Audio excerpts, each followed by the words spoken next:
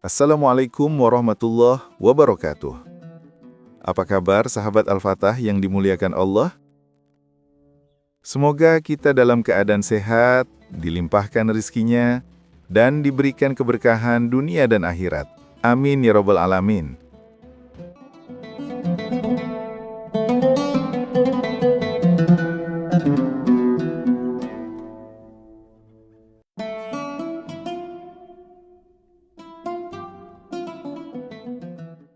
Suatu malam, Abu Nawas sedang tidur nyenyak di rumahnya. Tiba-tiba terdengar suara ketukan di pintunya. Dengan mata setengah mengantuk, ia membuka pintu dan melihat dua orang berjubah putih dengan wajah penuh wibawa. "Wahai Abu Nawas," kata salah satu dari mereka, "kami adalah malaikat yang diutus untuk mengujimu." Abu Nawas mengerutkan kening. "Ujian apa?" Orang yang mengaku malaikat itu menjawab, "Kami ingin tahu apakah kau benar-benar orang yang bijak dan saleh. Kita akan menanyakan 3 pertanyaan. Jika kau menjawab dengan benar, kau akan langsung masuk surga tanpa perlu menunggu hari kiamat." Abu Nawas langsung curiga. "Oh begitu, baiklah, apa pertanyaannya?" Malaikat palsu pertama bertanya, "Apa hal yang paling berat di dunia ini?" Abu Nawas berpura-pura berpikir keras, lalu menjawab, "Perut yang lapar. Tidak peduli seberapa kuat seseorang, kalau perutnya kosong, ia pasti lemas." Malaikat palsu kedua berbisik kepada temannya, "Jawabannya benar juga ya." Kemudian yang pertama bertanya lagi, "Apa yang paling ringan di dunia ini?" Abu Nawas tersenyum. "Lidah manusia, ia ringan, tapi bisa menimbulkan bencana besar. Banyak orang jatuh karena perkataannya sendiri." Dua orang berjubah putih itu mulai panik, tetapi tetap melanjutkan pertanyaan terakhir. "Baiklah Abu Nawas, pertanyaan terakhir. Apa yang paling tajam di dunia ini?" Abu Nawas mendekat ke wajah mereka dan berbisik, "Mataku." Mereka terkejut. "Maksudmu?" Abu Nawas tertawa. "Mataku bisa melihat kalau kalian bukan malaikat. Kalian cuma orang yang menyamar untuk menipuku." Mendengar itu, dua orang penipu itu langsung kabur ketakutan. Penduduk yang melihat kejadian itu tertawa terbahak-bahak. Salah satu dari mereka bertanya, "Bagaimana kau tahu mereka bukan malaikat, Abu Nawas?" Abu Nawas menjawab santai, "Sederhana, malaikat tidak perlu mengetuk pintu untuk masuk. Dan kalau mereka benar malaikat, harusnya aku pingsan dulu karena ketakutan." Pesan moralnya, kadang orang yang mengaku paling suci justru adalah penipu. Gunakan akal sehat, jangan mudah percaya dengan omongan manis.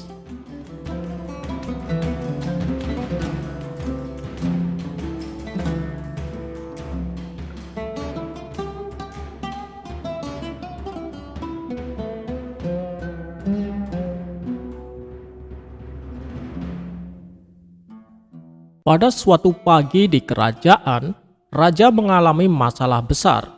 Ia selalu mengantuk saat sidang kerajaan.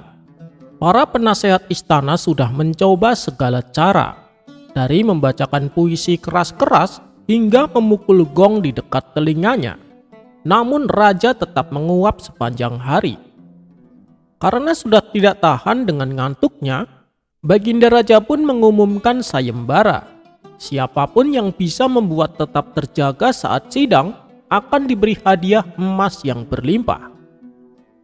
Mendengar sayembara itu, Abu Nawas tertawa kecil. Ia tahu satu rahasia, kopi.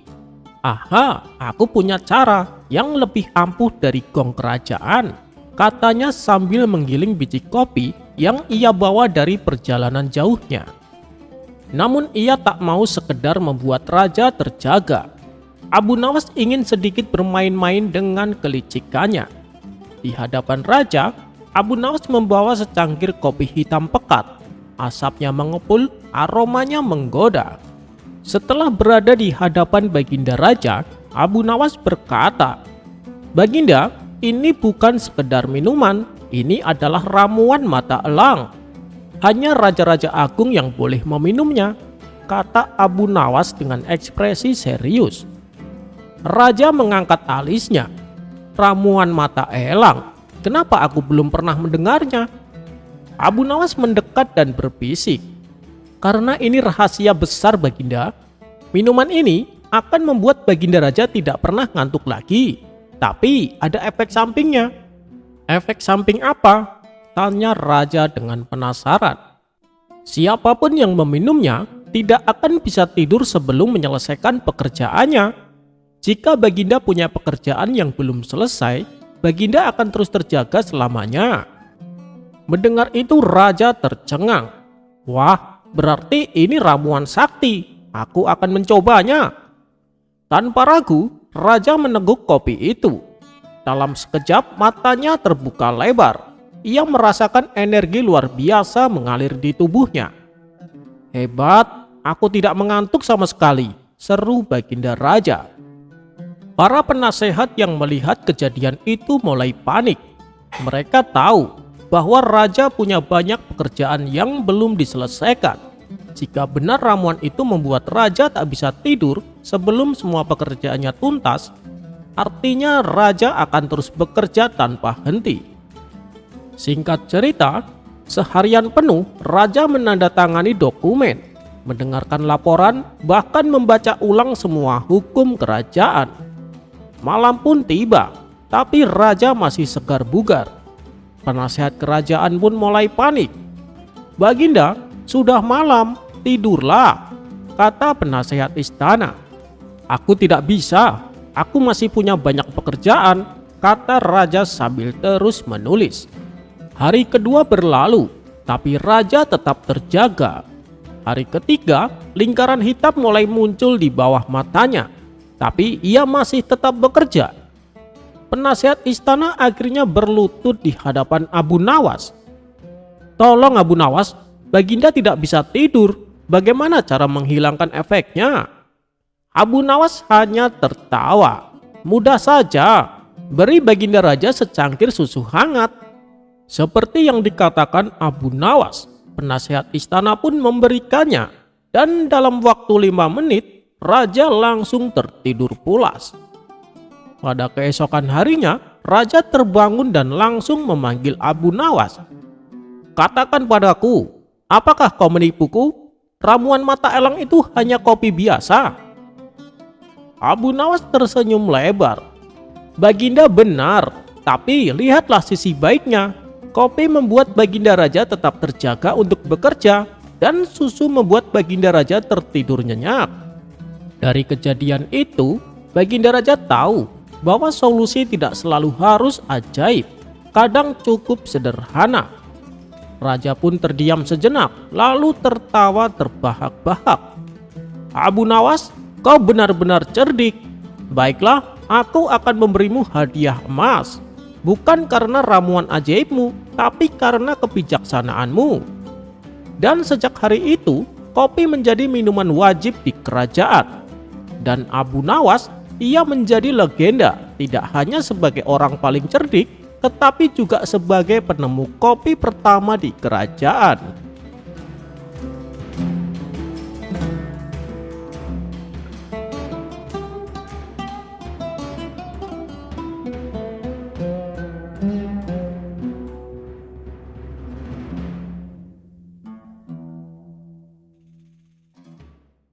Usaha Baginda Raja untuk mengerjai Abu Nawas seakan tidak ada kapoknya. Dan pada cerita kali ini, Abu Nawas diperintah untuk membawakan karpet ajaib. Sebuah karpet yang bisa terbang. Kisah ini berawal ketika Baginda Raja membuat sebuah buku yang berisi dongeng seorang pemuda bernama Aladin. Di mana Aladin ini mempunyai karpet ajaib yang selalu membawanya terbang kemanapun ia pergi. Karena merasa tertarik dengan dongeng tersebut, Baginda Raja menyuruh Abu Nawas untuk membawakan karpet yang sama persis seperti milik Aladin. Mendengar itu, Abu Nawas pun tak habis pikir. Hanya gara-gara sebuah buku dongeng, Baginda Raja tega memberinya tugas yang sangat tidak masuk akal. Ampun Paduka yang mulia, tapi itu kan hanya dongeng Paduka. Jadi karpet yang dimiliki Aladin mustahil ada di kehidupan nyata, ujar Abu Nawas. Maka dari itu, tugasmu adalah membuatnya jadi nyata. Kalau kau berhasil, aku akan memberimu hadiah yang banyak. Tapi kalau gagal, kau akan saya hukum, ancam Baginda Raja. Mau tidak mau Abu Nawas harus melaksanakan perintah tersebut. Kau tidak usah khawatir Abu Nawas, aku tidak akan memberimu tugas baru setelah kau menyelesaikan tugas ini, kata Baginda Raja. Dengan langkah gontai Abu Nawas pergi meninggalkan istana. Di sepanjang perjalanan pulang, ia terus memikirkan bagaimana caranya supaya bisa lolos dari hukuman. Setibanya di rumah, sang istri memberi kabar bahwa tetangganya telah mengalami kecelakaan. Akibat dari kecelakaan tersebut, salah satu kakinya harus dipotong. Loh, kenapa tidak dibetulkan saja? Kasihan kalau harus dipotong, tanya Abu Nawas. Iya sih, tapi sayang tidak bisa dibetulkan lagi. Kalaupun disambung kembali, kakinya sudah tidak berfungsi, jelas sang istri. Mendengar jawaban tersebut, terbesit sebuah ide di benak Abu Nawas akan sebuah jalan keluar untuk menyelesaikan tugas dari Baginda Raja. Dan hari yang ditentukan pun telah tiba. Abu Nawas segera berangkat menuju istana. Di tangannya, ia membawa gulungan karpet yang terbungkus rapi dan diberi wewangian. Bagaimana Abu Nawas? Apakah kau sudah mendapatkan apa yang aku inginkan? Tanya Baginda Raja. Sudah Paduka yang mulia, ini karpet ajaib yang Paduka inginkan, jawab Abu Nawas. Ia pun menggelar karpet tersebut dan menyuruh Baginda Raja untuk duduk di atasnya. Namun setelah sekian lama duduk, karpet itu tak kunjung terbang. Wahai Abu Nawas, kenapa tidak berfungsi? Kau jangan mempermainkan aku, bentak Baginda Raja. Tidak Paduka, karpet ini saya dapatkan dari jin sakti penunggu pohon, jadi tidak mungkin tidak bisa terbang. Oh, ternyata ini penyebabnya. Pantas saja tidak mau terbang, kata Abu Nawas sambil menunjuk pinggiran karpet yang terpotong. Maksudmu bagaimana Abu Nawas? Tanya Baginda Raja. Ya bagaimana bisa terbang, karpetnya saja sudah tidak utuh lagi. Ada bagian yang telah terpotong, jawab Abu Nawas. Lalu bagaimana ini Abu Nawas? Coba kau betulkan lagi, pinta Baginda Raja. Maaf Paduka yang mulia, tugas saya adalah membawa karpet terbang, bukan membetulkannya. Itu sudah di luar kewajiban tugas saya Paduka, jelas Abu Nawas. Terus siapa yang akan membetulkan karpet ini? Tanya Baginda Raja. Itu bukan urusan saya Paduka, silakan Paduka cari orang lain saja, sesuai dengan apa yang Paduka katakan sebelumnya, bahwa saya tidak akan diberi tugas baru setelah menyelesaikan tugas yang satu ini, dan tugasku adalah membawa karpet ajaib yang bisa terbang, bukan membuat karpetnya supaya bisa terbang, balas Abu Nawas. Baginda Raja pun tak bisa membantah perkataannya. Usahanya kali ini untuk mengerjai Abu Nawas kembali mengalami kegagalan. Yang ada Abu Nawas malah mendapatkan hadiahnya.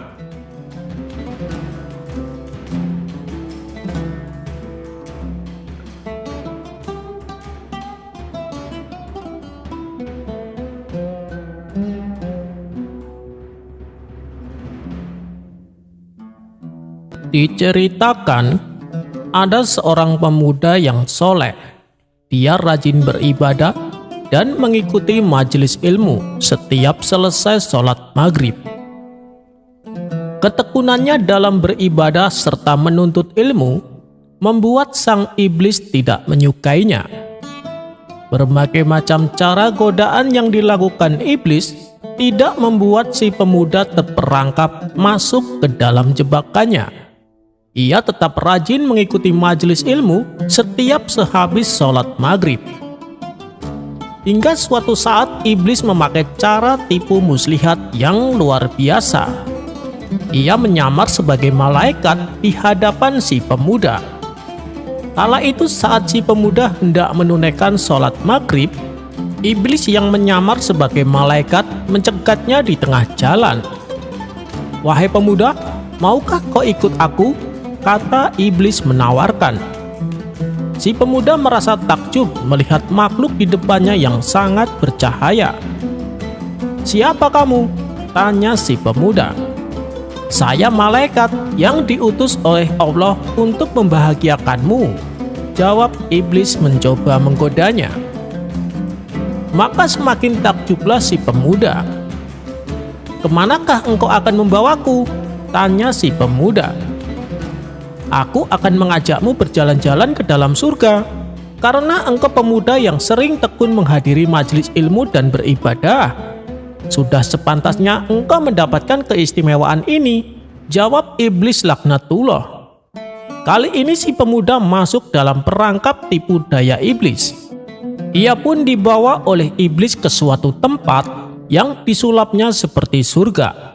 Si pemuda diajak jalan-jalan mengelilingi taman surga nan indah, di mana di situ terdapat sungai yang berupa madu dan susu. Saking terpesona dengan semua yang dilihatnya, tak terasa waktu telah menjelang tengah malam. Iblis yang menyamar sebagai malaikat berkata, "Wahai pemuda, ini sudah menjelang malam, sekarang waktunya untuk pulang."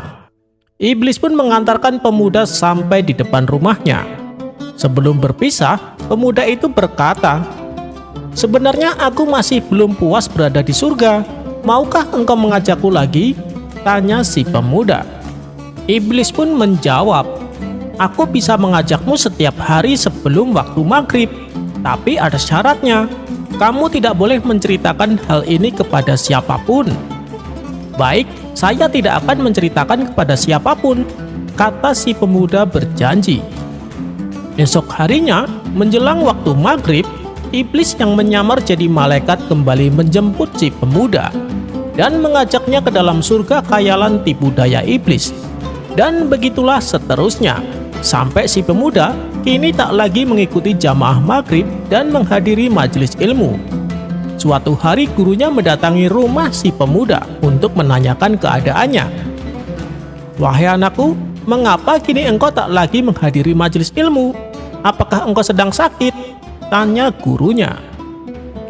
"Maaf guru, saya sekarang tidak bisa lagi menghadiri majelis ilmu.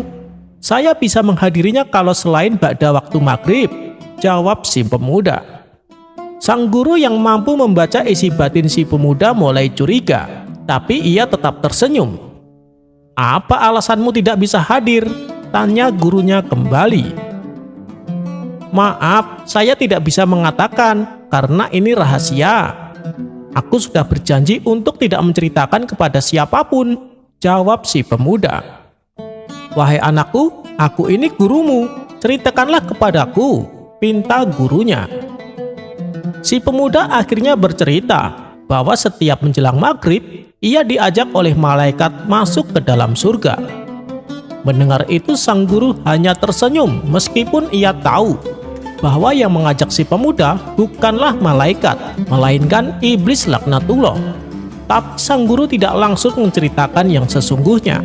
Dikhawatirkan si pemuda akan membantahnya dan tidak akan lagi mempercayai gurunya, yang justru akan berakibat si pemuda menjauhi gurunya. Maka berkatalah sang guru kepada si pemuda, "Wahai anakku, jika malaikat tersebut mengajakmu ke sana lagi, tinggallah engkau di sana dan jangan mau keluar. Surga itu tempat yang kekal. Bukankah surga adalah tujuan akhir dari kehidupan manusia?" ujar gurunya. Si pemuda sejenak terdiam, kemudian ia berkata, "Tetapi aku takut guru." "Kenapa harus takut? Surga itu tempat kesenangan. Percayalah padaku, malaikat tersebut tidak akan mencelakakanmu. Katakan padanya bahwa engkau ingin tetap di surga dan tak mau keluar," kata sang guru berpesan. Keesokan harinya, saat menjelang maghrib seperti biasa, iblis menjemput si pemuda di depan rumahnya. dan mengajaknya masuk ke surga khayalan tipu daya iblis. Si pemuda melihat banyak pemandangan yang menakjubkan. Ia juga disuguhi berbagai macam kenikmatan, hingga tak terasa waktu telah menunjukkan tengah malam. Si iblis lalu mengajak si pemuda untuk keluar. "Wahai pemuda soleh, mari kita pulang, waktunya sudah habis," ajak si iblis kepada si pemuda. Sesuai dengan pesan gurunya, si pemuda menolak ajakan iblis. "Tidak mau, aku ingin tetap di dalam surga." Seketika iblis menjadi kaget mendengarnya. Si iblis lalu membujuknya berkali-kali agar si pemuda mau menuruti ajakannya. "Mari kita pulang saja, besok kita bisa kesini lagi," rayu iblis kepada si pemuda. Akan tetapi, si pemuda tetap teguh pendiriannya. Ia tidak mau keluar dari surga. Karena tak berhasil membujuknya, dengan perasaan kesal, iblis lalu meninggalkan si pemuda sendirian. Pada saat si pemuda tetap pada khayalannya, tibalah waktu fajar. Tiba-tiba semua pemandangan indah yang dilihatnya menjadi berubah. Bau busuk mulai tercium sangat menyengat. Si pemuda tersadar dan kaget. Ternyata ia sedang berada di atas tumpukan sampah di sudut perkotaan. Ia pun lalu mengadukan peristiwa tersebut kepada gurunya. Sang guru kembali hanya tersenyum mendengar pengaduan muridnya itu. "Sebenarnya aku sudah tahu dari awal, tapi aku sengaja tidak menceritakannya yang sesungguhnya, karena engkau pasti akan membantahnya dan malah menjauhi aku. Sesungguhnya sosok yang kau anggap malaikat itu sejatinya iblis. Dia menggodamu agar engkau tidak menghadiri majelis ilmu. Wahai anakku, inilah surga yang sesungguhnya, yaitu menghadiri majelis ilmu." Rasulullah SAW bersabda, "Jika kamu melewati taman surga, maka hendaklah engkau duduk di situ." Dan yang dimaksud taman surga oleh Rasulullah adalah majelis ilmu, kata sang guru menjelaskan. Menangislah si pemuda mendengar penjelasan gurunya. Ternyata selama ini ia telah masuk perangkap tipu daya iblis. Dan sejak saat itulah si pemuda berjanji akan lebih giat lagi menghadiri majelis ilmu. Kisah ini diceritakan oleh Habib Umar bin Muhammad bin Hafid saat beliau mengisi ceramah di suatu majelis. Wallahu a'lam bishawab.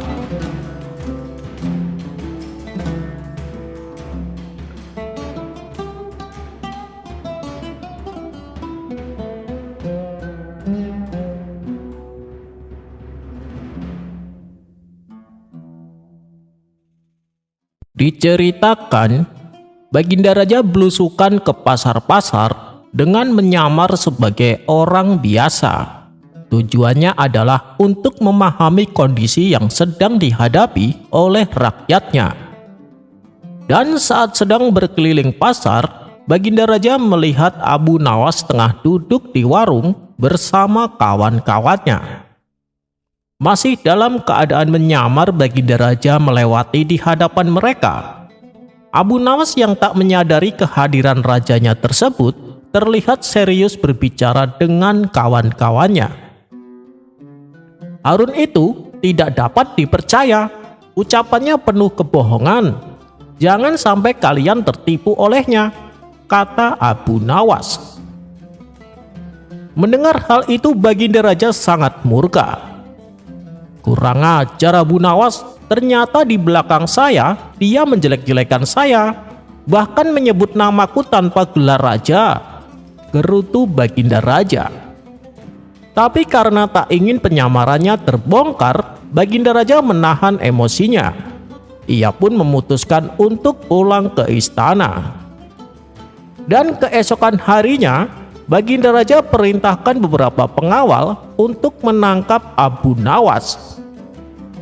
"Pengawal, tangkap dia. Kalau dia melawan atau protes, pukul saja," kata Baginda Raja emosi. Dengan sigap para pengawal langsung menuju rumah Abu Nawas dan menangkapnya. "Loh, ada apa ini? Apa yang kalian lakukan?" teriak Abu Nawas. "Kalau kamu terus berteriak, kami tak segan-segan menghajarmu," hardik salah satu pengawal. Iya, tapi apa salahku? Kenapa kalian menangkapku? Protes Abu Nawas. Ini perintah raja, kamu jangan melawan, bentak pengawal istana. Mendapat perlakuan seperti itu, Abu Nawas pun hanya pasrah. Dengan tangan terikat ia digelandang ke istana dan dibawa ke hadapan Baginda Raja. Paduka yang mulia, kenapa saya tiba-tiba ditangkap dan diperlakukan dengan kasar? Apa salah saya? Tanya Abu Nawas.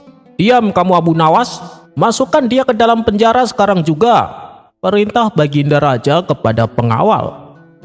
Setelah di dalam penjara, Abu Nawas duduk sambil termenung. Ini sungguh aneh, Paduka Raja terlihat sangat marah padaku. Sebenarnya apa sih salahku? Pikir Abu Nawas. Beberapa hari kemudian, Baginda Raja kembali menyamar dan belusukan ke dalam pasar. Sesampainya di sana, ia melewati kawan-kawan Abu Nawas yang sedang duduk mengobrol. Dan tanpa sengaja, Baginda Raja mendengar pembicaraan mereka. Benar apa yang dikatakan Abu Nawas, Harun memang tidak dapat dipercaya. Ucapannya penuh dengan kebohongan. Kemarin aku beli kurma sama Harun, kata dia isinya 1 kilo. Tapi setelah aku timbang kembali, ternyata isinya kurang dari 1 kilo, kata salah satu dari mereka. Kamunya saja yang bodoh, sudah dikasih tahu sama Abu Nawas, tapi masih saja beli kurma di situ, timpal yang lainnya. Sontak Baginda Raja kaget mendengarnya. Oh, jadi yang dimaksud Harun oleh Abu Nawas adalah Harun penjual buah kurma. Ternyata aku telah salah sangka kepadanya, sesal Baginda Raja. Ia pun bergegas pulang ke istana untuk membebaskan Abu Nawas. Wahai pengawal, bawa Abu Nawas ke hadapanku, perintah Baginda Raja. Ketika Abu Nawas sudah berdiri di hadapannya, Baginda Raja menyambutnya dengan senyuman. Ia berniat memberi hadiah Abu Nawas untuk menebus kesalahannya. Wahai Abu Nawas, keledai ini aku hadiahkan kepadamu, dan ada juga sejumlah uang untuk kau bawa pulang, kata Baginda Raja. Abu Nawas sempat dibuat bingung akan sikap rajanya itu. Aneh sekali, padahal tempo hari Baginda Raja sangat marah padaku tanpa aku tahu apa kesalahanku. Dan sekarang tiba-tiba menjadi baik sekali terhadapku. Pasti ada sesuatu yang Paduka sembunyikan, ucap Abu Nawas dalam hati. Dan untuk mengetahui apa yang sebenarnya terjadi, terbesit di benak Abu Nawas akan sebuah ide. Keledai ini untuk saya Paduka, tanya Abu Nawas. Iya, aku hadiahkan untukmu, jawab Baginda Raja. Ini keledai sungguhan atau patung Paduka? Tanya Abu Nawas. Tentu saja itu keledai sungguhan Abu Nawas, jawab Baginda Raja. Tanpa diduga, tiba-tiba Abu Nawas langsung memukul si keledai dengan keras, sehingga membuatnya meringkik kesakitan. Tak berselang lama, si keledai membalas dengan menendangnya, sampai membuat Abu Nawas jatuh terjungkal. Kemudian Abu Nawas berdiri dan membisikkan sesuatu ke telinga si keledai sambil mengelus-elus kepalanya. Melihat hal tersebut, Baginda Raja heran dengan tingkah Abu Nawas ini. Wahai Abu Nawas, kenapa kau tendang keledainya? Tanya Baginda Raja. Ampun Paduka, saya hanya ingin memastikan apakah keledai ini sungguhan atau patung. Ternyata keledai sungguhan, jawab Abu Nawas. Terus apa yang kau bisikan ke telinganya? Tanya Baginda Raja kembali. Saya mengucapkan permintaan maaf Paduka. Mendengar itu Baginda Raja terpingkal-pingkal dengan jawaban Abu Nawas. Kamu ini ada-ada saja Abu Nawas, mana mungkin keledai mengerti dengan ucapanmu? Memangnya keledai tahu bahasa manusia? Kata Baginda Raja sambil terus tertawa. Saya tidak peduli apakah keledai itu mengerti atau tidak. Tapi kodrat saya sebagai manusia, apabila melakukan kesalahan harus minta maaf, meskipun hanya kepada seekor keledai. Dan aku tidak butuh permintaan maafnya karena telah menendangku, sebab kodrat dia adalah sebagai binatang. Jadi, bila ada manusia melakukan kesalahan dan tidak meminta maaf, maka dia tak ubahnya seperti seekor binatang, tutur Abu Nawas. Seketika Baginda Raja tersadar bahwa yang disampaikan Abu Nawas menyindir perbuatan dirinya. "Saya memahami maksudmu, Abu Nawas. Saya akui, saya bersalah dan saya minta maaf," ucap Baginda Raja menyesal. Ia pun lalu menceritakan tentang kesalahpahaman yang ia dengar sewaktu Abu Nawas dan kawan-kawannya ngobrol di pasar. Dan Abu Nawas menerima permintaan maaf Baginda Raja.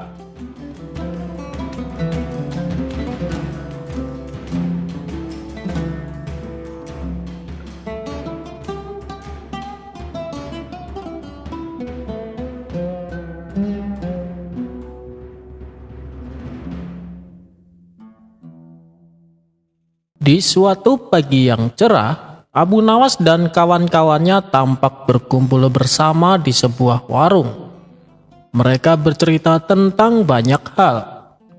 Kemudian salah satu dari mereka berkata, "Tahukah kalian, di negeri Afrika sana, harimau sering masuk ke kampung dan menyerang warga-warga?" Kawan satunya menyaut, "Ya, itu sih wajar. Di sana kan banyak hutan belantara." Kawan lainnya menimpali, "Kalau seandainya terjadi di kota ini, pasti akan sangat berbahaya." Itu benar sekali, sementara kita tidak tahu bagaimana cara menangkap harimau, ujar kawan lainnya lagi. Abu Nawas yang sedari tadi menyimak obrolan mereka, terbesit ide konyol untuk membuat mereka tertawa. Abu Nawas kemudian bangkit dari tempat duduk dan berjalan mengitari warung sambil menaburkan garam di sekelilingnya. Hal ini tentu saja membuat kawan-kawannya merasa heran. "Hei Abu Nawas, apa yang kau lakukan?" tanya mereka.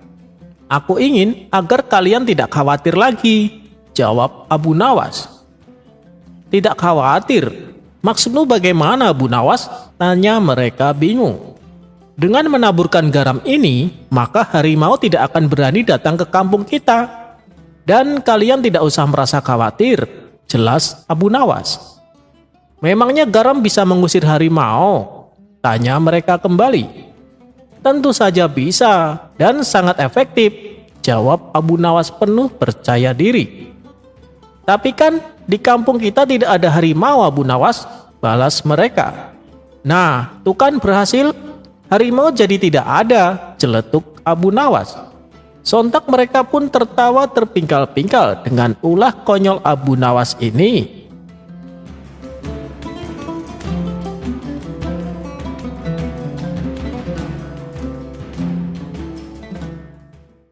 Debat tentang hujan. Siang itu, langit terlihat mendung. Awan hitam menyelimuti cakrawala. Itu pertanda sebentar lagi akan turun hujan. Benar saja, tidak lama kemudian hujan pun mulai turun. Abu Nawas yang rencananya akan pergi terpaksa mengurungkan niatnya. Ia lebih memilih duduk di depan rumah sambil menikmati secangkir teh hangat. Namun, ketika Abu Nawas sedang memandangi hujan, tiba-tiba pandangannya tertuju pada sosok Abu Jahil tetangganya. Abu Jahil terlihat berlari tergesa-gesa menuju arah rumahnya sendiri. Melihat hal itu, sifat kusil Abu Nawas pun muncul. Ia ingin ngeledek Abu Jahil. "Hei pelit, kenapa kau berlari tergesa-gesa?" kata Abu Nawas. "Biar tidak kehujanan, saya kan pakai jubah yang mahal, Abu Nawas. Sayanglah kalau sampai basah kena air hujan," kata Abu Jahil balas meledek. "Sungguh bodoh, ada saja orang yang lari dari rahmat Allah," balas Abu Nawas.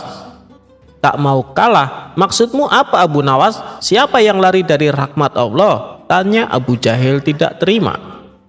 "Bukankah hujan itu rahmat? Kenapa kau malah menghindarinya?" tanya balik Abu Nawas.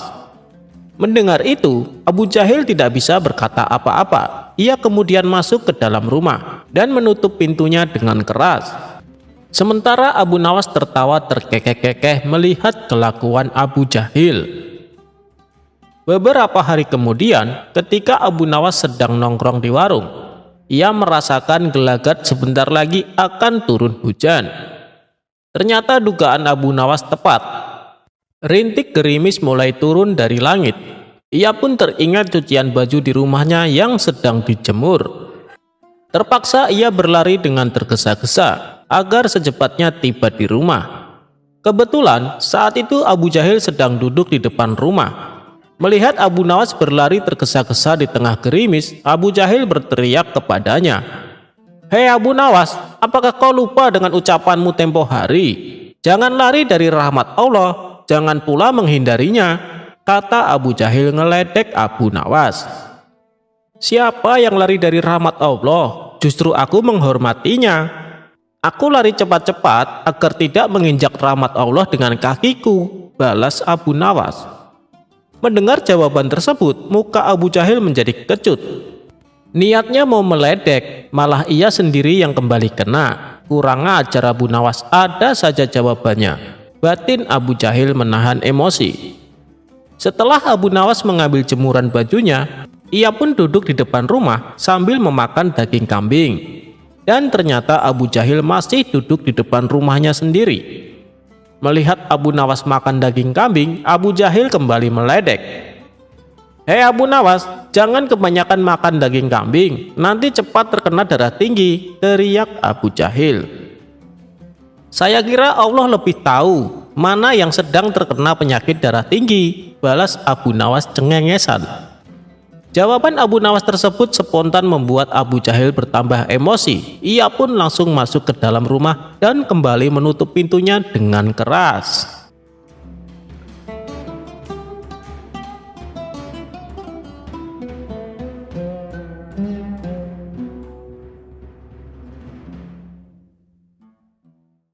Kecerdikan Abu Nawas menangkap pencuri burung.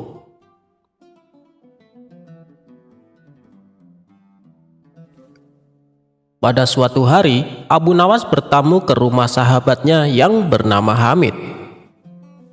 Melihat kehadiran Abu Nawas, Hamid langsung menyambutnya dengan sukacita. "Wahai sahabatku, sudah lama kita tidak bertemu," kata Hamid sambil memeluk Abu Nawas. Mereka berdua lalu duduk dan ngobrol panjang lebar.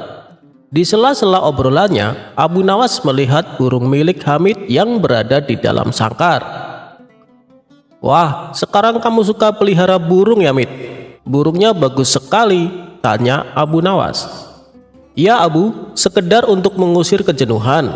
Sudah banyak yang menawar dengan harga tinggi, tapi tidak aku berikan," jawab Hamid. "Loh, kenapa? Kan kamu dapat untung besar," tanya Abu Nawas heran. "Saya sendiri suka dengan burung itu Abu Nawas. Sayang kalau sampai dijual," balas Hamid.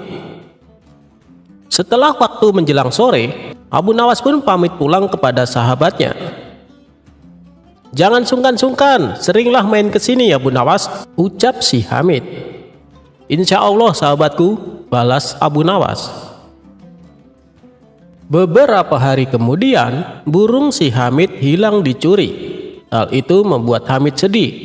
Ia bertanya kepada orang-orang, tapi tidak ada satupun yang mengetahuinya. Kemudian Hamid membuat sayembara. Barang siapa yang bisa menunjukkan pencuri burungnya akan diberi imbalan hadiah uang yang banyak. Lagi-lagi usahanya ini menemui jalan buntu, sebab tidak ada satu orang pun yang bisa membantunya. Solusi terakhir yang ia tempuh adalah dengan meminta bantuan sahabatnya. Siapa lagi kalau bukan Abu Nawas? Maka pergilah Hamid ke rumah Abu Nawas. Sesampainya di sana, Hamid menceritakan masalah yang menimpa dirinya. "Apakah kamu punya dugaan? Siapa kira-kira yang mencuri burungmu?" tanya Abu Nawas. "Yang jelas orang dekat Abu Nawas, bisa jadi tetangga saya, mungkin juga kawan saya. Tapi saya tidak berani sembarangan menuduh," jawab si Hamid. Sejenak Abu Nawas terdiam. Ia terus memikirkan cara untuk menemukan pelakunya. Tidak lama kemudian muncullah ide cemerlang dari Abu Nawas. "Aku punya ide. undang semua orang-orang terdekatmu, ajak mereka makan siang di rumahmu, perintah Abu Nawas. Mendengar itu, Hamid pun kaget. Untuk apa Abu Nawas? Bisa jadi di antara mereka adalah pencurinya, tanya Hamid. Jika kau ingin tahu pelakunya, turuti saja perkataanku. Jangan banyak bertanya, biarkan aku yang bekerja, ucap Abu Nawas menegaskan. Baiklah Abu Nawas, saya serahkan urusan ini sepenuhnya kepadamu, balas Hamid mengiyakan. Keesokan harinya, Hamid melaksanakan rencana Abu Nawas. Ia mengundang orang-orang terdekatnya. Mereka adalah tetangga Hamid dan kawan-kawan Hamid. Setelah semuanya berkumpul, mereka disuguhi hidangan makan siang. Ketika semua bercengkrama sambil menikmati hidangan makan siang, tiba-tiba Abu Nawas berdiri dan berkata, "Apakah kalian tahu kenapa kita diundang?" katanya. Mereka menjawab, "Untuk makan-makan Abu Nawas." "Ya, selain itu, dalam rangka apa sebenarnya kita diundang?" Abu Nawas kembali bertanya. Salah satu dari mereka berceletuk, "Dalam rangka pencurian burungnya si Hamid." Spontan para hadirin tertawa mendengar perkataan tersebut. "Tepat sekali, sebenarnya Hamid sudah tahu pelakunya," ucap Abu Nawas. "Apakah kalian siap untuk bersumpah bahwa kalian tidak mengambil burungnya Hamid?" tantang Abu Nawas. Suasana yang tadinya penuh gelap tawa mendadak berubah menjadi tegang. "Jangan tegang begitu dong, saya hanya bercanda," ucap Abu Nawas sambil tertawa untuk meredakan suasana. "Begini kawan-kawan, untuk apa pakai sumpah-sumpahan? Karena sebenarnya saya dan Hamid melihat pelakunya. Dia ada di sini bersama kalian." Mendengar hal itu, orang-orang yang berkumpul di rumah Hamid menjadi penasaran. "Siapa orangnya? Kami ingin tahu," tanya mereka.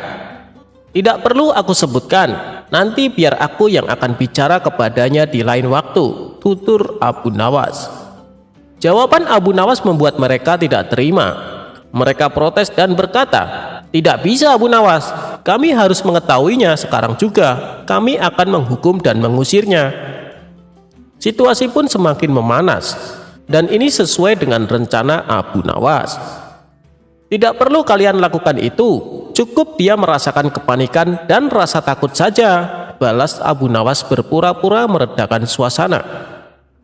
Mereka tetap saja tidak puas dengan jawaban Abu Nawas. Akhirnya mereka memilih bertanya kepada Hamid. "Hei Hamid, beritahu kami siapa pelakunya," sesak mereka. Hamid pun menjawab sesuai dengan arahan Abu Nawas. "Ya, memang saya dan Abu Nawas sudah mengetahui pelakunya. Namun aku kira Abu Nawas bertindak dengan bijak. Jadi biarkan dia yang atur." Jawaban Hamid malah membuat mereka semakin emosi. "Kami tidak akan meninggalkan rumah ini sebelum kami mengetahui siapa pelakunya," kata mereka serempak. "Baiklah, jika kalian masih bersikeras ingin mengetahuinya, saya akan menyebutkan ciri-cirinya. Pencuri itu ialah lelaki yang di kepalanya terdapat sehelai bulu burung," ucap Abu Nawas menjelaskan. Para hadirin akhirnya senang. Mereka saling melirik satu sama lain. Namun ada satu orang yang nampak tegang. Dia menaruh tangannya di atas kepala dan mulai meraba-raba rambutnya untuk mencari sehelai bulu burung. Di saat itulah Abu Nawas langsung berteriak dan menunjuk orang tersebut. "Dia pelakunya, dia yang telah mencuri burungnya Hamid." Orang itu tidak bisa mengelak, terpaksa ia mengakui perbuatannya. Singkat cerita, burung Hamid akhirnya bisa ditemukan. Sebagai rasa terima kasihnya, Hamid memberikan sejumlah uang kepada Abu Nawas.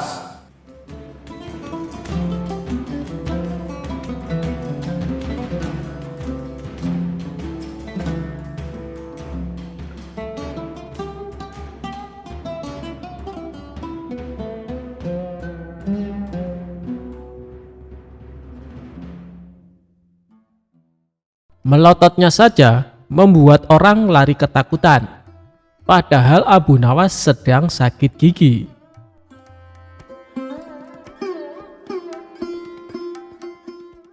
Abu Nawas merupakan tokoh sufi asal Baghdad yang terkenal kocak dan suka membuat jengkel.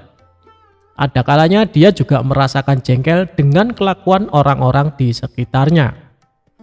Wajar saja, karena Abu Nawas juga manusia biasa yang tak jarang pusing, bimbang, bingung, bahkan mungkin juga bisa marah. Namun lantaran dia seorang sufi kenamaan pada waktu itu, melototnya Abu Nawas saja bikin orang gemetar dan lari tunggang langgang. Padahal bukannya marah, namun Abu Nawas merasa pening dengan sakit gigi yang dideritanya.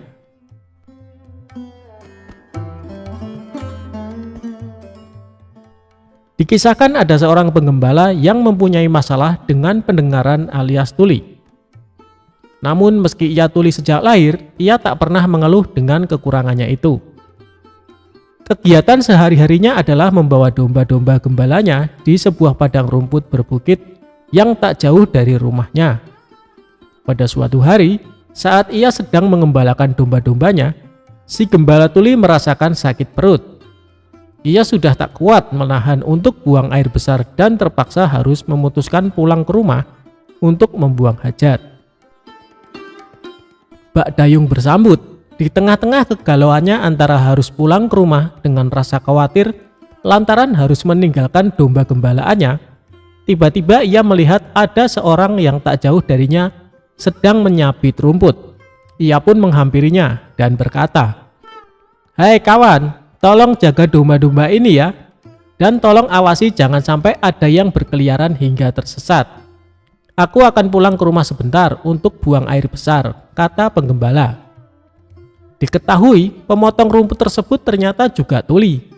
Ia tak mendengar apapun yang pengembala itu katakan. Si pemotong rumput mengira kalau si pengembala mau meminta rumputnya. "Enak saja, mengapa kau tidak memotong rumputnya sendiri? Aku di rumah juga banyak hewan ternak yang harus kuberi makan. Sudah sana pergi, jangan ganggu aku," kata si pemotong rumput sembari menggerakkan tangannya. Karena sama-sama tak bisa mendengar, si penggembala mengira gerakan tangan yang dilakukan oleh si pemotong rumput merupakan isyarat bahwa dirinya menyuruh si penggembala agar cepat pulang. "Terima kasih kawan, engkau benar-benar telah menolongku," kata si penggembala. Maka ia pun bergegas pulang ke rumah. Setelah si gembala menuntaskan hajatnya buang air besar, kemudian ia kembali menemui si pemotong rumput. Si penggembala menghitung domba-dombanya dengan cermat dan ternyata jumlahnya masih lengkap. Sungguh luar biasa pribadi pemotong rumput itu. Ia benar-benar bisa dipercaya. Ia menjaga domba-dombaku tanpa mengharap ucapan terima kasih sama sekali. Sungguh pribadi yang luar biasa, gumamnya dalam hati si penggembala domba. "Oh iya, salah satu dombaku kan ada yang pincang. Lebih baik aku berikan padanya sebagai rasa terima kasihku. Ini akan menjadi makanan yang lezat untuk keluarganya," gumamnya lagi. Si penggembala lalu memanggul domba tersebut dan menghampiri si pemotong rumput. "Hei kawan, terimalah hadiah dariku, karena engkau telah menjaga domba-dombaku," kata si penggembala sambil menunjukkan domba pincangnya. Melihat hal itu, si pemotong rumput malah menjadi marah. "Dasar kurang ajar, aku tak melihat apapun yang terjadi selama kamu pergi. Kenapa kamu malah minta tanggung jawab atas pincangnya kaki dombamu? Dari tadi aku sibuk memotong rumput dan sama sekali tak tahu terkait kejadian yang menimpa pada kaki dombamu. Pergilah, kalau kau mendekat aku akan memukulmu," ancam si pemotong rumput dengan nada emosi. Si penggembala pun heran, kenapa si pemotong rumput malah marah kepadanya. Tiba-tiba lewatlah seseorang dengan menaiki kuda, tapi ternyata dia adalah seorang pencuri kuda yang telinganya juga tuli, dan kuda yang ditungganginya adalah hasil curian. Si penggembala lalu berteriak memanggil si penunggang kuda. "Tuan, tolong katakan padaku apa yang diucapkan si pemotong rumput ini. Aku ini tuli tuan, jadi aku tidak mengerti kenapa ia menolak pemberianku. Bahkan ia marah kepadaku," ucap si penggembala dengan nada emosi. Si pemotong rumput pun tak mau kalah. Ia juga bicara dengan nada teriak kepada si penunggang kuda. "Begini tuan, dari tadi aku sedang memotong rumput dan tidak tahu apa-apa. Tapi tiba-tiba dia meminta tanggung jawab atas pincangnya kaki domba miliknya.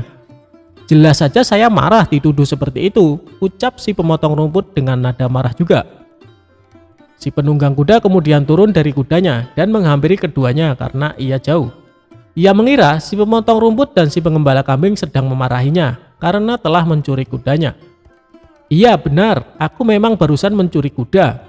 Tapi aku sungguh tidak tahu kalau kuda ini adalah milik kalian. Maafkan aku kawan, kata si penunggang kuda. Sudah aku katakan, aku tidak tahu apa-apa terhadap pincangnya domba orang ini, teriak si pemotong rumput. Hei kawan, suruh ia katakan padaku mengapa ia menolak pemberianku, teriak si pengembala. Iya, aku mengakui mencuri kuda, tapi aku tuli. Jadi aku tidak tahu siapa di antara kalian yang memiliki kuda ini, teriak si penunggang kuda. Di tengah-tengah keributan yang terjadi, melintaslah Abu Nawas di hadapan mereka. Kala itu Abu Nawas sedang mengalami sakit gigi. Jangankan bisa bicara, untuk menggerakkan mulutnya saja sakitnya bukan main. Ketika mereka melihat kehadiran Abu Nawas, mereka mengira Abu Nawas adalah seorang sufi yang alim dan sakti. Karena dari penampilannya menggunakan jubah, layaknya ulama sufi terpandang. Si pemotong rumput lalu menarik jubah Abu Nawas. Ia berkata dengan berteriak kepada Abu Nawas untuk meminta keadilan. Tuan Sufi, tolonglah saya, mereka menuduhku melukai dombanya, pintanya. Tak mau kalah, si gembala juga berkata kepada Abu Nawas dengan nada teriak. Wahai Tuan Sufi, aku hanya ingin memberikan domba. Tapi dia malah memarahiku, ujarnya. Bahkan si pencuri kuda juga ikut berkata, Tuan Sufi, saya akui, saya bersalah. Saya sudah mengaku mencuri, tapi aku tuli. Saya tidak bisa mendengar perkataan mereka. Jadi saya tidak tahu siapa sebenarnya pemilik kuda ini, kata penunggang kuda. Mendengar pengaduan mereka dengan nada teriak, membuat sakit gigi Abu Nawas bertambah tidak karuan. Ia hanya bisa menatap tajam penuh amarah ke arah mereka. Bahkan mata hitam Abu Nawas menusuk tajam ke mata mereka bertiga secara bergantian. Melihat gelagat seperti itu, mereka mengira Abu Nawas sedang berusaha keras mencari petunjuk atas kebenaran dari situasi ini. Mereka bertiga pun mulai takut dengan sorot mata tajam Abu Nawas. Mereka takut kalau Abu Nawas menyihir mereka, atau setidaknya Abu Nawas mengendalikan kemauan mereka. Melihat sikap Abu Nawas yang menakutkan itu, si pencuri langsung melompat ke punggung kudanya dan segera memacu lari kudanya kencang-kencang. Begitu pula dengan si pengembala, ia segera giring gembala untuk menjauh dari Abu Nawas. Sementara si pemotong rumput yang sedari tadi gemetar, ia segera mengemasi hasil sabitan rumputnya ke dalam kantong dan mengangkatnya di bahu, lalu berlari menjauhi Abu Nawas. Setelah ketiga orang tersebut berlari karena ketakutan, Abu Nawas lalu melanjutkan perjalanannya. Ia pun berpikir dalam hati, kadang-kadang kata-kata tak berfungsi apa-apa dan tidak terlalu berguna. Mungkin lebih baik orang tidak perlu banyak bicara.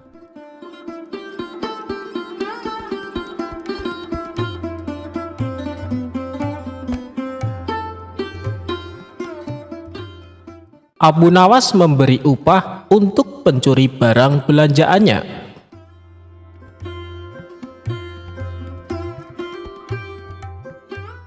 Di suatu pagi yang cerah, Abu Nawas pergi ke pasar untuk memenuhi kebutuhannya sehari-hari.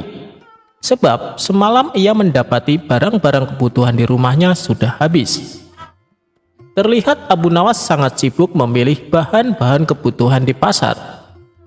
Barang belanjaan yang sudah dibayar satu persatu ia masukkan ke dalam keranjang. Dan tak terasa keranjang miliknya sudah penuh. Barang belanjaan pun terlalu banyak. Abu Nawas tidak kuat mengangkat keranjang miliknya yang sudah penuh. Lalu ia berinisiatif meminta bantuan seorang kuli panggul untuk membawakan barang belanjaannya. Abu Nawas mencari kuli panggul hingga pandangannya tertuju pada seorang lelaki yang berbadan kekar dan tegap. Dia berpikir pastilah orang tersebut kuat untuk membawakan belanjaannya yang berat hingga sampai di depan rumahnya. Hei kamu, kemari, "Tolong bawakan belanjaan saya, nanti kamu saya beri upah," ucap Abu Nawas. "Baik tuan," balas orang tersebut. Abu Nawas lalu pulang bersama kuli panggul yang membawakan barang belanjaannya.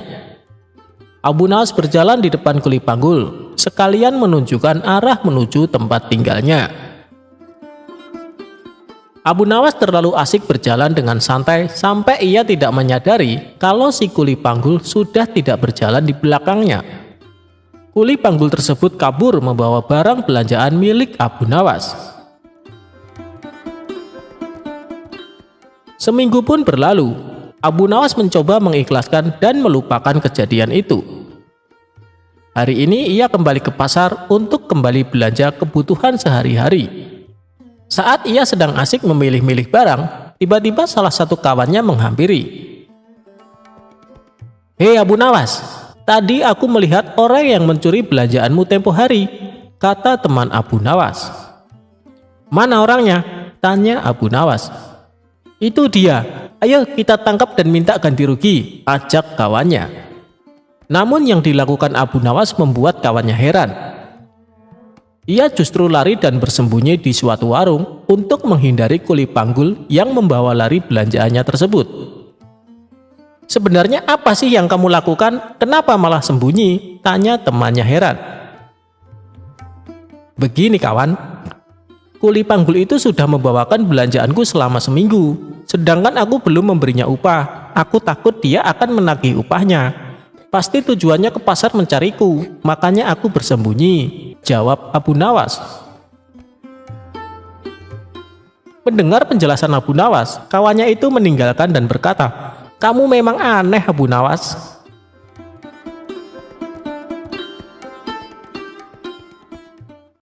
Cara Abu Nawas menurunkan hujan.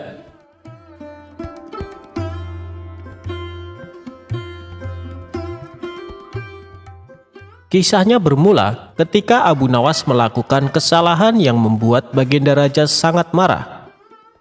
Baginda Raja memerintahkan pasukan istana untuk secepatnya menangkap Abu Nawas. Sementara sosok humoris itu yang sedang berada di rumah memberitahukan kepada istrinya, "Wahai istriku, sepertinya aku harus meninggalkan kampung halaman untuk beberapa waktu," ucap Abu Nawas. "Ada masalah apa lagi wahai suamiku? Kenapa engkau terlihat ketakutan?" tanya sang istri yang sangat khawatir. "Aku telah membuat kesalahan yang membuat Baginda Raja murka. Aku yakin tidak lama lagi pasukan istana datang kemari untuk menangkapku," jawab Abu Nawas. Kemudian Abu Nawas mengemas bajunya ke dalam tas dan segera pergi meninggalkan rumah. Ternyata dugaan dia benar. Selepas kepergiannya, beberapa prajurit istana datang menggeledah rumah Abu Nawas. "Mana Abu Nawas?" tanya salah satu prajurit kepada istri Abu Nawas. "Dia sudah pergi meninggalkan kampung ini," jawab istri Abu Nawas. Para prajurit pun langsung balik ke istana menghadap Baginda Raja. "Mana Abu Nawas?" tanya Baginda Raja. "Ampun Paduka yang mulia, Abu Nawas sudah tidak ada di rumahnya," kata istrinya. "Dia sudah meninggalkan kampung ini," jawab salah satu prajurit. "Kurang ajar, dia coba menghindari hukuman," pikir Baginda Raja. Sementara Abu Nawas mulai mengembara dan berpindah-pindah tempat dari kampung satu ke kampung yang lainnya. Suatu ketika dalam pengembaraannya, Abu Nawas melintasi sebuah dusun yang sedang dilanda musim kemarau.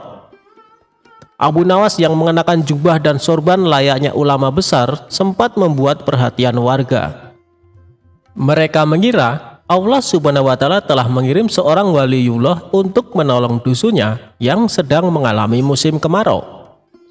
Para warga pun segera mengerumuni Abu Nawas. "Assalamualaikum Syekh. Sudilah kiranya Tuan Syekh mampir sebentar di rumah kami," pinta kepala dusun. Abu Nawas pun sudah menolaknya. Namun karena para warga memaksa, ia pun mau tidak mau menerima ajakan mereka ke rumah kepala dusun. Abu Nawas dijamu berbagai macam hidangan dan diperlakukan istimewa layaknya raja. "Apa yang membuat kalian memperlakukanku sedemikian istimewa, padahal kalian tidak mengenalku?" tanya Abu Nawas. "Begini Tuan Syekh, dari penampilan Tuan, kami yakin kalau Tuan adalah ulama besar yang dikirim Allah Subhanahu wa Ta'ala untuk membantu desa kami," jawab kepala dusun. "Memangnya apa yang menimpa desa kalian?" tanya Abu Nawas lagi.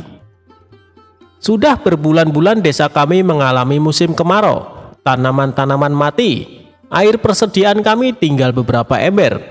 Doakanlah desa kami wahai Tuan Syekh, agar desa kami diturunkan hujan," jelas kepala dusun. Abu Nawas terdiam mendengar keluhan mereka.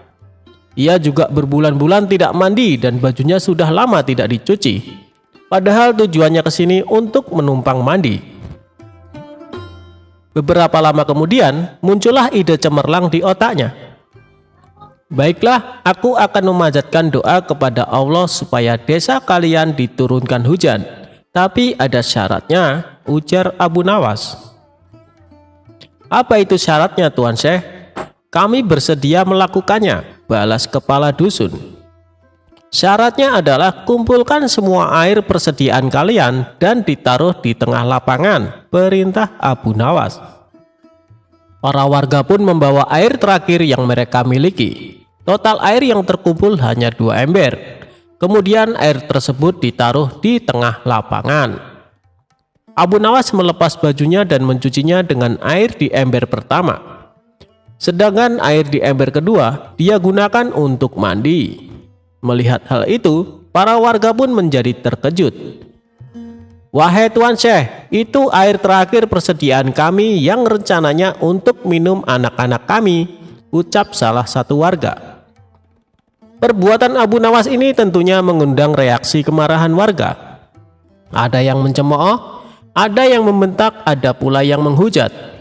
Namun di tengah kegaduhan itu, Abu Nawas dengan tenang mengangkat bajunya yang dicuci, lalu menjemurnya, dan perkataan para warga tidak dihiraukannya. Para warga bertambah emosi sehingga hendak memukulinya. Tapi niat mereka langsung terhenti karena tiba-tiba terdengar suara guntur yang disusul hujan lebat. Penduduk pun lupa dengan marahnya, bahkan sebaliknya. Mereka berebutan mencium tangan Abu Nawas dan mulai berteriak kegirangan menyambut datangnya hujan yang sudah lama ditunggu. Saat itu sang kepala dusun menghampiri Abu Nawas. "Tuan Syekh, sebenarnya doa apa yang Tuan panjatkan sehingga langit berkenan menurunkan hujan?" tanya kepala dusun. Dengan polosnya Abu Nawas menjawab, "Begini, doaku biasa saja. Tapi jubahku ini tinggal satu dan tidak pernah dicuci selama berbulan-bulan. Bila aku menjemurnya, pasti hujan akan turun deras. Mungkin karena langit tidak tahan dengan bau jubahku ini," celetuk Abu Nawas cengengesan. Mendengar hal itu, sontak para warga langsung tertawa terpingkal-pingkal. Sejak saat itu Abu Nawas mulai menetap di sana sembari menunggu kemarahan Baginda Raja reda.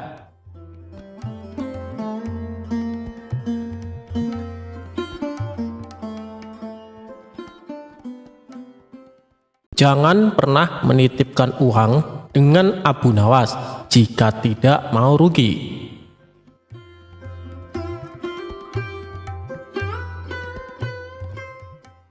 Dikisahkan, ada seorang tuan tanah tetangga Abu Nawas yang kaya raya. Hampir semua warga di desa setempat bekerja di perkebunan milik tuan tanah tersebut. Tapi tuan tanah itu memiliki sifat yang kikir dan pelit. Tidak hanya itu, dia juga berprofesi sebagai rentenir. Abu Nawas yang bijaksana resah atas sifat tetangganya itu. Dia berpikir keras bagaimana cara agar sang tuan tanah bertobat dan tidak melakukan profesinya itu. Setelah perenungan yang dalam, ide cemerlang Abu Nawas muncul. Keesokan harinya, Abu Nawas menemui kawan-kawannya yang sedang asyik tongkrongan di warung. Dia bercerita, "Semalam aku mendapatkan wangsit dalam mimpiku yang tidak bisa aku tolak. Apa isi wangsit itu, wahai Abu Nawas? Timpal salah satu kawan Abu Nawas. Wangsit itu, apapun yang dititipkan padaku akan beranak, sahut Abu Nawas. Maksudnya apa, wahai Abu Nawas? Tanya kawan-kawannya.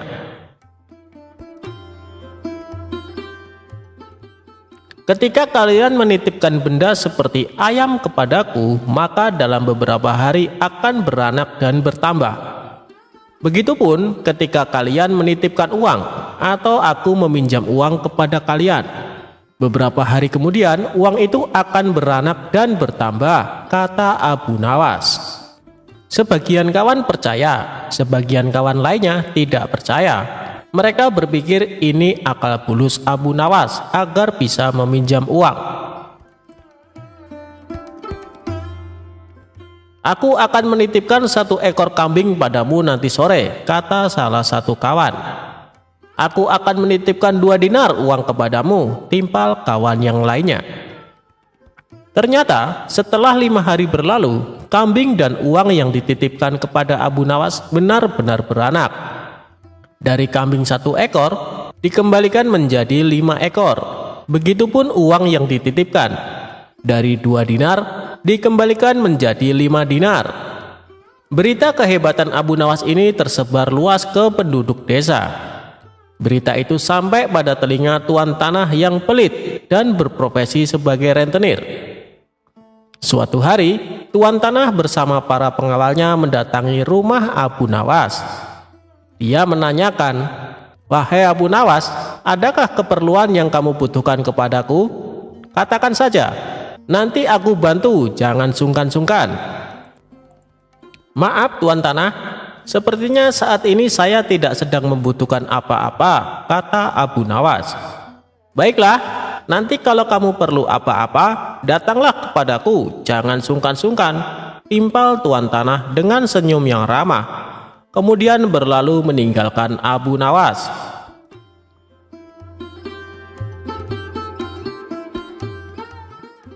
Suatu sore, Abu Nawas merasa lapar. Dia sudah tidak mempunyai apapun di dalam rumah untuk dimakan.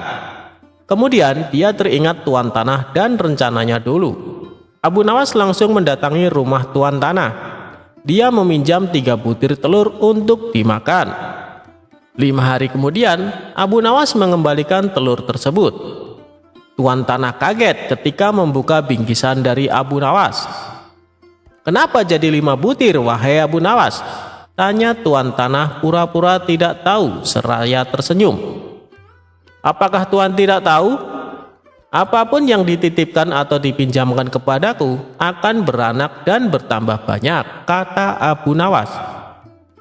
Tuan tanah tersenyum, kemudian menawarkan pinjaman kepada Abu Nawas. Tapi Abu Nawas menolak dengan dalih sedang tidak butuh.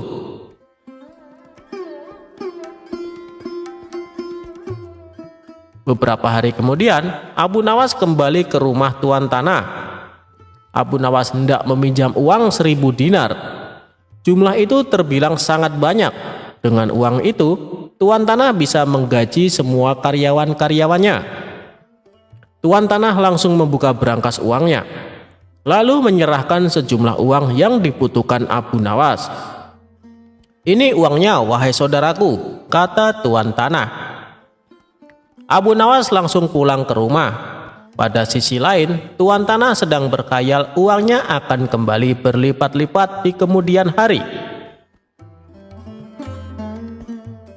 Hari berganti hari. Tuan tanah tidak sabar menunggu Abu Nawas mengembalikan uangnya dengan jumlah yang berlipat ganda. Tidak terasa, 5 hari berlalu. Abu Nawas tidak kunjung datang. 1 bulan kemudian, Abu Nawas juga tidak mengembalikan uang milik tuan tanah. "Wahai Abu Nawas, sudah 1 bulan saya menantimu, tapi kamu tidak datang juga ke rumahku," kata tuan tanah. "Oh iya tuan, sebenarnya saya akan ke rumah tuan, namun saya sangat sibuk. Berhubung tuan sudah ada di rumah saya, sekalian ada yang ingin saya bicarakan," kata Abu Nawas beralasan. "Tidak apa-apa saudaraku, silakan. Apa yang ingin kau bicarakan?" timpal tuan tanah. Sebenarnya uang yang Tuan pinjamkan kepadaku boro-boro beranak. 3 hari kemudian malah mati tidak tersisa, terang Abu Nawas. Apa maksudmu Abu Nawas? Tanya Tuan Tanah sambil emosi. Kamu mau mempermainkanku ya? Sambung Tuan Tanah. Tidak Tuan, tapi itulah kenyataannya, kata Abu Nawas. Tidak terima dengan itu, Tuan Tanah melaporkan Abu Nawas kepada pengadilan. Ia menuntut Abu Nawas agar dihukum karena telah menghilangkan uang dengan jumlah yang sangat besar. Saat keduanya dihadapkan pada hakim, Tuan Tanah berkata, "Wahai hakim yang mulia, Abu Nawas telah menipuku. Katanya uang yang dipinjamkan kepadanya akan beranak. Tapi kenyataannya dia tidak sepeser pun mengembalikan kepadaku. Saya minta Abu Nawas dihukum," katanya. Hakim kemudian bertanya kepada Abu Nawas, "Apakah benar seperti itu, wahai Abu Nawas?" tanya hakim. "Wahai hakim yang mulia, saya tidak menipu dia sama sekali," kata Abu Nawas. "Lalu kenapa kamu tidak mengembalikan uangnya?" tanya hakim. "Dari awal sudah aku katakan kepadanya, wahai hakim, apapun yang dititipkan kepadaku akan beranak. Dan kebetulan uang yang ia titipkan kepadaku bukannya beranak tapi malah mati. Aku tidak mungkin mengembalikannya karena telah mati. Bukankah sesuatu yang beranak pasti bisa mati?" kata Abu Nawas menjelaskan. Sang hakim manggut-manggut dan membenarkan perkataan Abu Nawas. "Memang segala sesuatu yang beranak cepat atau lambat akan mati," kata hakim. Dengan ini, Abu Nawas dibebaskan dari segala tuntutan dan tidak berkewajiban mengembalikan uang tanah.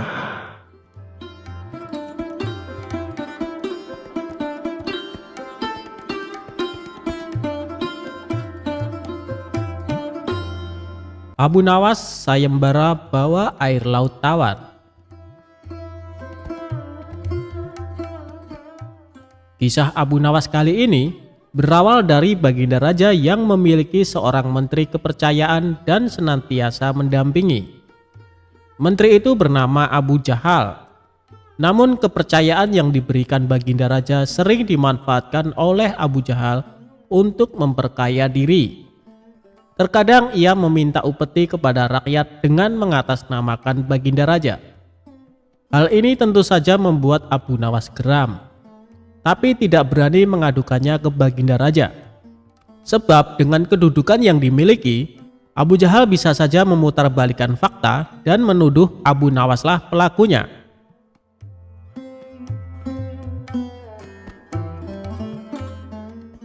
Seiring berjalannya waktu, penasehat istana meninggal dunia. Baginda Raja sangat kehilangan dan belum bisa menemukan penggantinya. Jadi untuk sementara waktu, jabatan penasehat istana masih kosong, belum ada yang mendudukinya. Kesempatan ini segera dimanfaatkan Abu Jahal. Ia ingin sekali menduduki jabatan tersebut. Dengan begitu, ia bisa lebih leluasa mempengaruhi Baginda Raja. Segala cara Abu Jahal lakukan. Di depan Baginda Raja, Abu Jahal terus mencari muka agar terpilih menjadi penasehat istana. Tapi sayangnya ambisi Abu Jahal ini harus kandas di tengah jalan. Karena tidak berapa lama, Baginda Raja justru memilih Abu Nawas untuk jadi penasehat istana. Keputusan Baginda Raja ini tentu saja membuat Abu Jahal kecewa, sehingga ia menaruh dendam kepada Abu Nawas. Suatu hari ketika Abu Jahal melihat Abu Nawas sedang duduk bersama Baginda Raja, timbul pemikiran di kepalanya. Seharusnya aku yang duduk di tempat Abu Nawas. Abu Nawas tidak pantas duduk di situ. Abu Nawas itu apa dia? Tidak mampu mengurus masalah kerajaan. Pantasnya dia jadi pelawak istana, gerutu Abu Jahal dalam hati.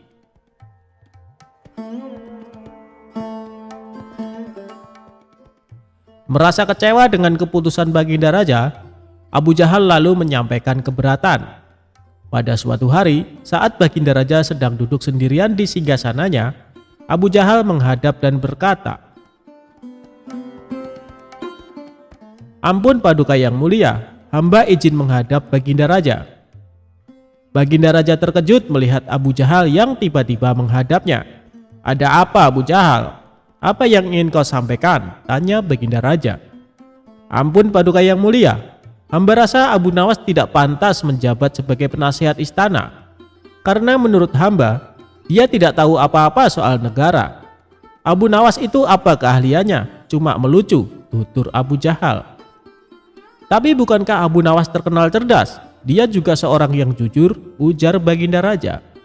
"Apakah Paduka sudah meragukan kejujuran saya?" tanya Abu Jahal. "Bukan seperti itu, kamu kan sudah menduduki jabatan menteri istana. Jadi wajar kalau Abu Nawas yang mengisi jabatan penasehat istana," jawab Baginda Raja. "Tapi hamba lebih berpengalaman Paduka yang mulia. Apalagi mengenai kenegaraan, hamba juga ahli berperang. Tubuh hamba kekar dan perkasa. Lalu hamba sudah lama berbakti kepada Baginda Raja. Hamba rasa hambalah yang lebih pantas menjadi penasehat istana," ucap Abu Jahal. Melihat ambisi Abu Jahal yang begitu besar ingin menjadi penasehat istana, Baginda Raja akhirnya membuat keputusan. Ia ingin mengadakan sayembara antara Abu Nawas dan Abu Jahal. Maka dipanggillah Abu Nawas untuk datang ke istana. Singkat cerita, Abu Nawas pun datang menghadap Baginda Raja.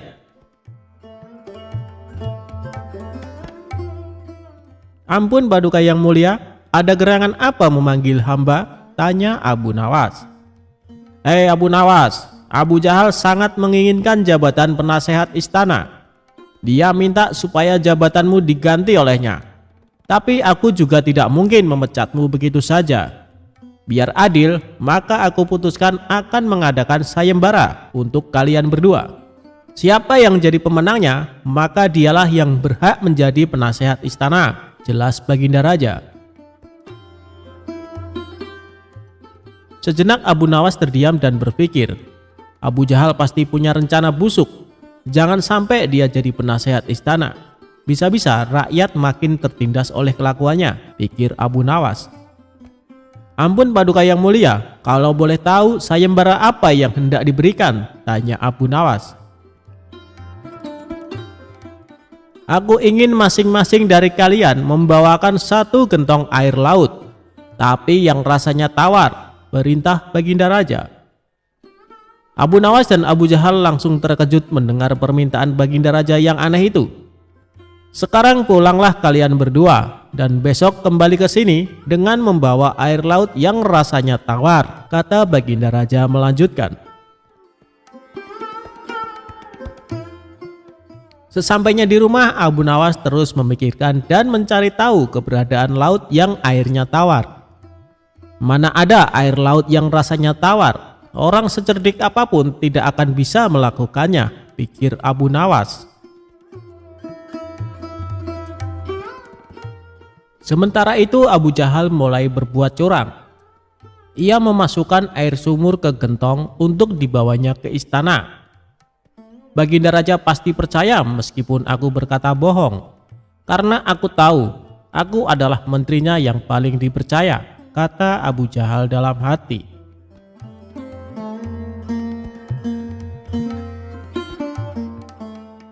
Keesokan harinya, Abu Nawas dan Abu Jahal datang ke istana dengan membawa gentong masing-masing. "Bagaimana? Apa kalian sudah mendapatkan airnya?" tanya Baginda Raja. "Sudah Paduka yang mulia," jawab Abu Jahal dan Abu Nawas serempak. Kemudian Abu Jahal maju lebih dulu menyerahkan gentongnya. "Ini Paduka, air laut permintaan Paduka," ucap Abu Jahal. Baginda Raja lalu mencicipi air yang dibawa Abu Jahal. "Bagus Abu Jahal, air ini rasanya tawar. Tapi benarkah ini berasal dari laut?" tanya Baginda Raja. "Benar sekali Paduka, hamba sengaja mengambilnya dari laut yang tidak diketahui oleh banyak orang," jawab Abu Jahal penuh percaya diri. Sekarang tibalah giliran Abu Nawas menyerahkan gentong miliknya. Ketika Baginda Raja mencicipi air yang ada di gentong Abu Nawas, ia pun langsung berkata, "Hei Abu Nawas, kenapa rasanya masih asin dan getir? Yang aku minta air laut rasa tawar," ucap Baginda Raja. "Ampun Paduka yang mulia, tapi memang begitulah rasa air laut," balas Abu Nawas. "Baiklah, karena lomba ini dimenangkan Abu Jahal, tentu dia yang akan menjadi penasehat istana," tutur Baginda Raja. Mendengar itu Abu Jahal sangat kegirangan, sudah tidak sabar ingin menduduki jabatan tersebut. Ternyata sangat mudah mengelabuhi Baginda Raja, pikir Abu Jahal. Tapi tiba-tiba Baginda Raja kembali berkata, "Hai Abu Jahal, di mana kamu menemukan laut yang airnya tawar? Antarkan aku ke sana sekarang, aku ingin mandi di sana," titah Baginda Raja. Seketika wajah Abu Jahal menjadi pucat, tubuhnya lemas dan gemetaran. "Anu Paduka yang mulia, hamba kenapa? Kalau kamu tidak bisa membuktikannya, berarti kamu telah membohongiku," ucap Baginda Raja.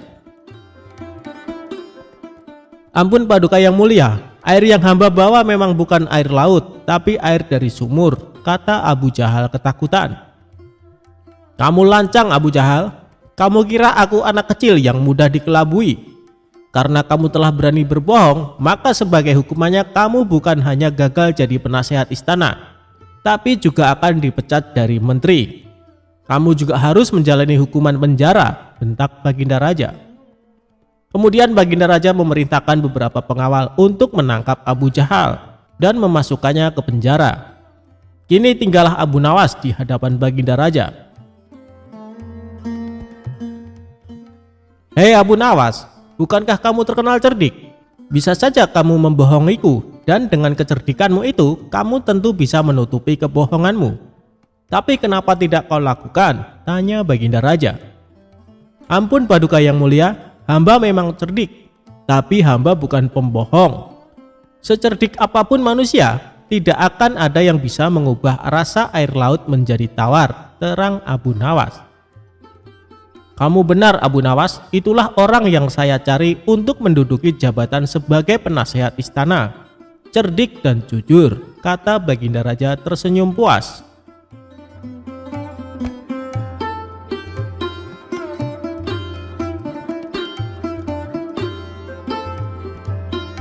Abu Nawas menginap di rumah pencuri. Kecerdikan Abu Nawas mengerjai seorang pencuri seakan tidak ada habisnya. Kali ini dia kembali mengerjai pencuri saat hendak beraksi di rumahnya. Suatu malam saat sedang tidur pulas, Abu Nawas dikagetkan suara berisik dari ruang tengah rumahnya. Kemudian dia turun dari tempat tidur dan beringsut menuju pintu kamar untuk mengintip. Melalui lubang kunci dilihatnya ada seorang pencuri sedang memasukkan barang-barang miliknya ke karung besar. Hampir semua barang di ruang tengah rumahnya diambil tanpa tersisa sedikit pun. Setelah selesai dengan aksinya, si pencuri memanggul karung besar berisi barang-barang curian itu ke atas bahunya, lalu kabur lewat jendela. Melihat hal itu, Abu Nawas sengaja membiarkannya. Dia tidak berteriak minta tolong ataupun menghardik si pencuri, karena ingin membuatnya kapok tanpa harus menggunakan kekerasan. Ketika si pencuri sudah berjalan keluar rumah dengan membawa barang-barang curian, diam-diam Abu Nawas mengikutinya dari belakang. Setelah menempuh perjalanan lumayan jauh, si pencuri terlihat kelelahan. Bagaimana tidak, sebab barang curian yang dibawa sangatlah banyak. Akhirnya sampailah si pencuri di depan rumahnya. Dia segera masuk dan beristirahat. Saking capeknya, pencuri itu sampai lupa menutup pintunya kembali. Sehingga dengan mudah Abu Nawas ikut masuk ke rumahnya. Tidak lama kemudian, si pencuri mulai membuka karung dan mengambil barang-barang hasil curiannya. Dari mulai barang-barang berharga sampai barang-barang rumah tangga seperti gelas, piring, hingga mangkok. Si pencuri lalu meletakkan semua barang-barang tersebut sesuai tempatnya, seolah baru pindah rumah. Sementara Abu Nawas terus mengamati dari belakang sambil duduk santai. Merasa curiga ada orang di sekitarnya, si pencuri pun menoleh ke belakang. Betapa kagetnya dia melihat Abu Nawas ada di dalam rumahnya. "Kenapa kau ada di sini?" Tanya si pencuri setengah ketakutan. Kamu tidak tahu ya, rumahku sekarang di sini, jawab Abu Nawas. Kenapa bisa begitu? Ini rumahku, balas si pencuri. Kalau kemarin ini memang rumahmu, tapi sekarang sudah jadi rumahku, karena aku sudah pindah ke sini, ujar Abu Nawas. Pindah? Pindah bagaimana maksudmu? Tanya si pencuri kebingungan. Coba lihat, semua barang di rumah ini, semuanya adalah milikku. Jadi rumah ini adalah milikku, jelas Abu Nawas. Kalau kau mengusirku, aku akan berteriak bahwa kamu telah mencuri barang-barangku, dan aku akan memukulimu, ancam Abu Nawas. Dikarenakan tidak ingin memperpanjang masalah, si pencuri membiarkan Abu Nawas menetap di rumahnya. Selama seminggu menetap di sana, Abu Nawas selalu menghabiskan roti yang akan dimakan si pencuri. Belum lagi susu dan madu yang disiapkan di dalam lemari dengan lahapnya Abu Nawas habiskan semua. Selama itu pula setiap hari si pencuri terpaksa tidur dengan menahan rasa lapar. Kalau begini bukan aku yang merampok, tapi dia yang merampok semua makananku, pikir si pencuri merasa kesal. Esok harinya si pencuri menghampiri Abu Nawas. Tuan, bagaimana caranya supaya Tuan kembali ke rumah Tuan? Tanya si pencuri. Sudah dibilangin, aku sudah pindah di sini. Sekarang ini adalah rumahku. Buktinya barang-barangku ada di sini semua, tegas Abu Nawas. Jadi kalau aku kembalikan semua barang-barang ini ke rumah Tuan, Tuan juga akan kembali? Tanya si pencuri. Tentu saja, kalau di sini sudah tidak ada barang-barangku, jadi ini bukan rumahku lagi, balas Abu Nawas. Akhirnya dengan susah payah si pencuri mengembalikan semua barang-barang Abu Nawas ke rumahnya. Sejak saat itu, Abu Nawas tidak lagi berada di rumah si pencuri.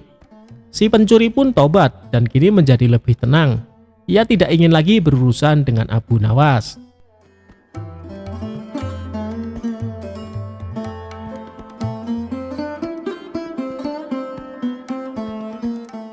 Kisah Jenderal Lumpuh menantang Abu Nawas. Salah satu jenderal perang yang disegani di zaman Khalifah adalah Idam Alimuddin Al-Tibrisi. Dia terkenal sebagai ahli siasat perang, jago negosiasi, kaya raya. Tapi sayangnya istri dan semua anaknya tewas terbunuh. Idam pensiun sebagai tentara karena menderita lumpuh akibat memimpin pertempuran melawan tentara Bizantium. Namun naluri perangnya tak mati-mati. Karena itu, di tengah kelumpuhan dan kesendiriannya di hari tua, Idam sering menantang-nantang orang adu kekuatan.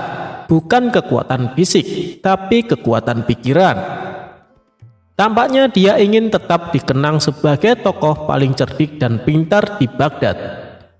Untuk itu, dia tak segan-segan menjanjikan banyak hadiah kepada orang yang diundang ke rumahnya. Asalkan orang itu mampu menjawab 3 teka-teki yang diajukan. Sampai hari ini, sudah 100 orang dia tantang. Tak satu pun mampu menjawab teka-tekinya dengan tuntas. Cara Idam bertanya memang unik. Jika orang mampu menjawab pertanyaan pertama, Idam menjanjikan 10.000 dirham emas. Idam menjanjikan 40.000 dirham tambahan jika dia mampu menjawab pertanyaan kedua. Untuk pertanyaan ketiga, dia menjanjikan 50.000 dirham emas. Jadi total semuanya 100.000 dirham emas. Jumlah yang cukup banyak untuk seorang lelaki bisa kawin lagi. Hanya saja, ini keunikan permainan Idam. Jika orang itu sudah bisa menjawab pertanyaan pertama, lalu gagal menjawab pertanyaan kedua, hadiah pertama pun hangus. Jika dia bisa menjawab pertanyaan pertama dan kedua, tapi gagal menjawab pertanyaan ketiga, semua hadiah gugur. Inilah yang membuat semua orang sakit hati saat gagal menjawab teka-teki Jenderal Idam. Seolah-olah mereka benar-benar telah kehilangan 10.000 dirham emas. atau 50.000 dirham emas, padahal mereka belum mengeluarkan 1 dirham pun dalam permainan itu. Aku marah sama jenderal lumpuh itu. 2 pertanyaan sudah aku jawab, tinggal pertanyaan ketiga aku salah. Hilanglah duit 50.000 dirham aku. Dia tanya, apa nama malaikat yang menyiksa manusia di neraka? Aku jawab, malaikat Malik, tapi salah. Kata Sulaiman, guru di sebuah madrasah di Kanakin kepada kawannya. Kawannya kaget. Loh, bukankah jawaban kamu benar? Ah, kamu juga salah. Aku kira kamu pintar. Malik itu cuma jaga neraka. Malaikat yang menyiksa orang di neraka namanya Zabania. Kata Sulaiman dengan nada sewot, menduga kawannya pintar. Karena gagal memenuhi tantangan idam, orang-orang yang kalah itu kemudian mengusulkan nama Abu Nawas. Jenderal idam senang, dia merasa tertantang. Esoknya Abu Nawas dipanggil ke rumah idam dan dijamu makanan enak. Sang jenderal tahu reputasi pujangga Baghdad itu, makanya dia tak main-main. Usai mereka makan siang, Jenderal idam mengutarakan maksudnya dan Abu Nawas menyanggupi. Aku naikkan hadiahku jadi 200.000 dirham khusus buat kamu.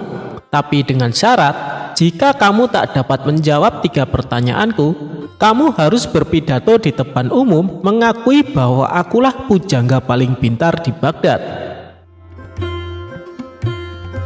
Keesokan harinya, ketika Abu Nawas datang ke rumah idam, sang jenderal menutup mata Abu Nawas, lalu minta digendong.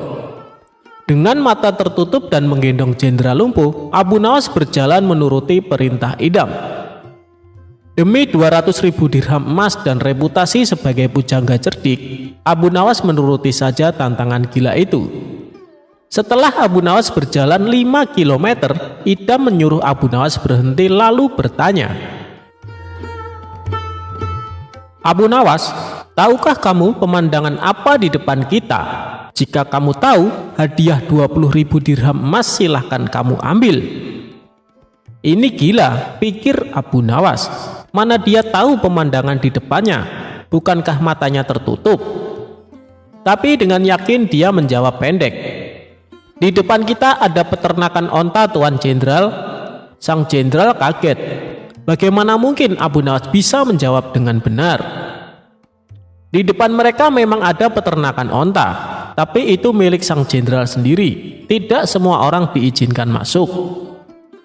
Mereka lalu melanjutkan perjalanan lagi.